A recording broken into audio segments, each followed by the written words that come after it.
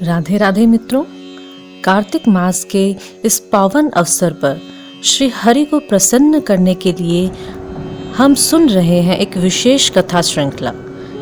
जैसा कि हम सभी को ज्ञात है कि इस पवित्र कार्तिक मास में श्री हरि की कथा सुनने से मनुष्य के सहसा कोटि पापों का नाश हो जाता है और श्री हरि का सानिध्य प्राप्त होता है।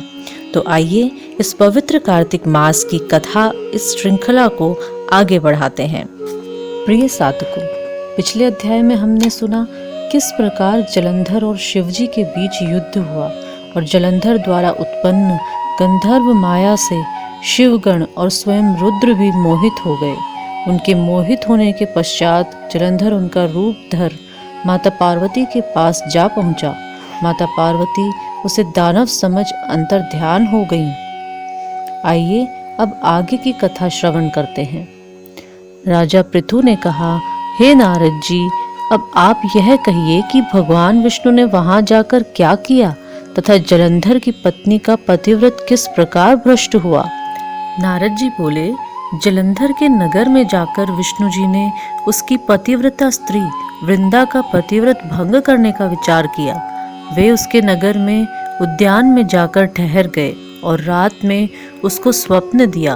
वह भगवान विष्णु की माया और विचित्र कार्य पद्धति थी और उसकी माया द्वारा जब वृंदा ने रात में वह स्वप्न देखा कि उसका पति नग्न होकर सिर पर तेल लगाए माहिष पर चढ़ा है, वह काले रंग के फूलों की माला पहने हुए है तथा उसके चारों हिंसक जीव हैं, वह सिर मुंडाए हुए अंधकार में दक्षिण दिशा की ओर जा रहा है। उसने नगर को अपने साथ समुद्र में डूबा हुआ इत्यादि बहुत से स्वप्न देखे। तत्काल ही वह स्वप्न का विचार करने लगी। इतने में उसने सूर्यदेव को उदय होते हुए देखा तो सूर्य में उसे एक छिद्र दिखाई दिया तथा वह कांतिहीन था। इसे उसने अनिष्ट जाना और वह भयभीत हो रोती हुई छज्जे, अटारी तथा भूमि कहीं भी शांति को प्राप्त न हुई। फिर अपनी 2 सखियों के साथ उपवन में गई, वहां भी उसे शांति नहीं मिली। फिर वह जंगल में निकल गई। वहां उसने सिंह के सामने 2 भयंकर राक्षसों को देखा, जिससे वह भयभीत हो भागने लगी। उसी क्षण उसके समक्ष अपने शिष्यों सहित शांत मौनी तपस्वी वहां आ गया। भयभीत वृंद उसके गले में अपना हाथ डाले उससे रक्षा की याचना करने लगी। मुनि ने अपनी एक ही हुंकार से उन राक्षसों को भगा दिया। वृंदा को आश्चर्य हुआ तथा वह भय से मुक्त हो मुनिनाथ को हाथ जोड़कर प्रणाम करने लगी। फिर उसने मुनि से अपने पति के संबंध में उसकी कुशल क्षेम का प्रश्न किया। उसी समय 2 वानर मुनि के समक्ष आकर हाथ जोड़ खड़े हो गए और ज्यों ही मुनि ने भ्रिकुटी संकेत किया त्यों ही वे उड़कर आकाश मार्ग से चले गए। फिर जलंधर का सिर और धड़ लिए मुनि के आगे आ गए।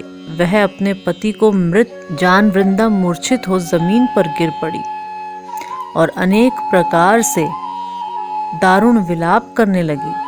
पश्चात उस मुनि ने कहा, हे कृपानिधे, आप मेरे इस पति को जीवित कर दीजिए। पतिव्रता दैत्य पत्नी ऐसा कहकर दुखी श्वासों को छोड़कर मुनीश्वर के चरणों पर गिर पड़ी। तब मुनीश्वर ने कहा, यह शिवजी द्वारा युद्ध में मारा गया है, जीवित नहीं हो सकता, क्योंकि जिसे शिव भगवान मार देते हैं वह कभी जीवित नहीं हो सकता। परंतु शरणागत की रक्षा करना सनातन धर्म है, इसी कारण कृपा कर मैं इसे जिलाए देता हूँ।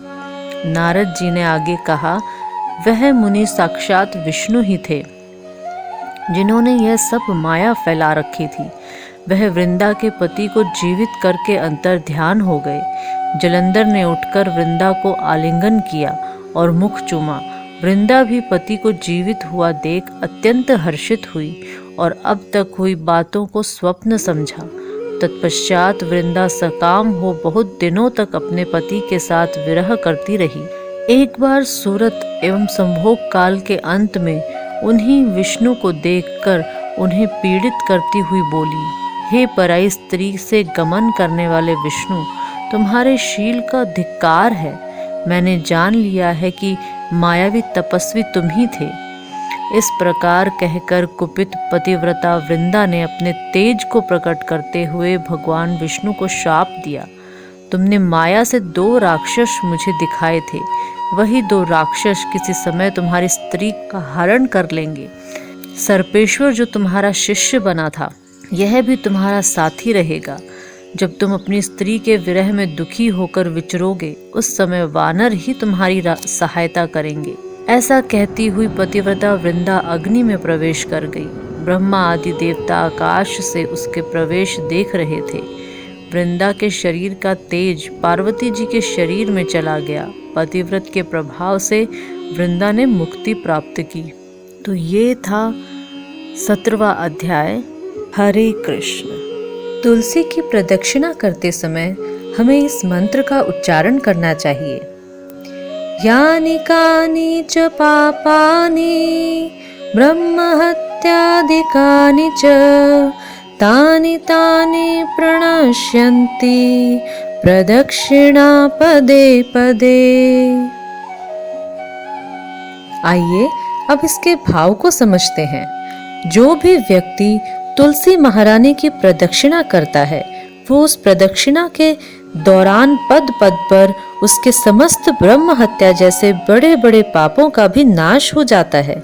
तो इस प्रकार कार्तिक मास में आप तुलसी पूजन और प्रदक्षिणा कर सकते हैं।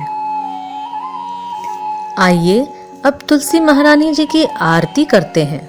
तुलसी महारानी नमो नमो, हरि की पटरानी नमो नमो, धन तुलसी पूर्ण तप कीनो, शालिग्राम बनी पटरानी नमो नमो।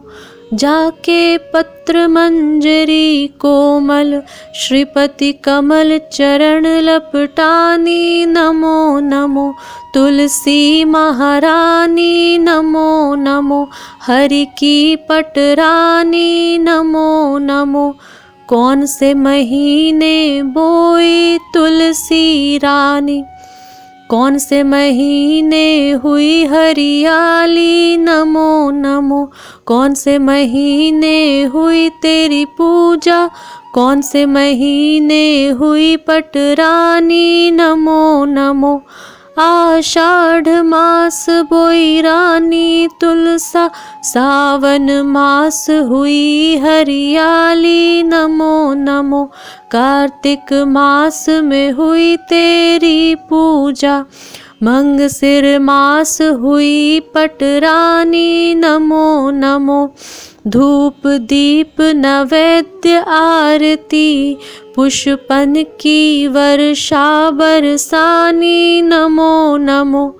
56 भोग 36 व्यंजन, बिन तुलसा हरि एक ना मानी नमो नमो। जो तुलसी को सवेरे गाए, श्री कृष्ण के दर्शन पाए नमो नमो।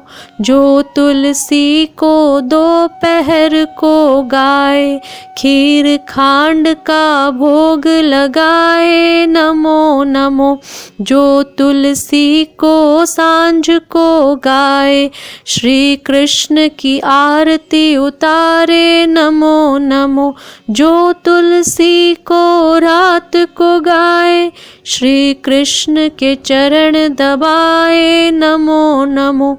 सभी सखी मैया तेरो यश गावे, भक्ति दान दीजे महारानी नमो नमो।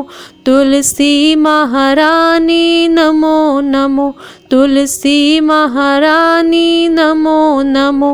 हरि की पटरानी नमो नमो।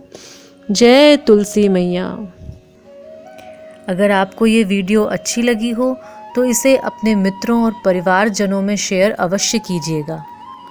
और यदि प्रतिदिन आप इस प्रकार की कथाओं का श्रवण करना चाहते हैं तो आप हमारे इस चैनल को सब्सक्राइब करें और नोटिफिकेशन के लिए बेल आइकन प्रेस करें।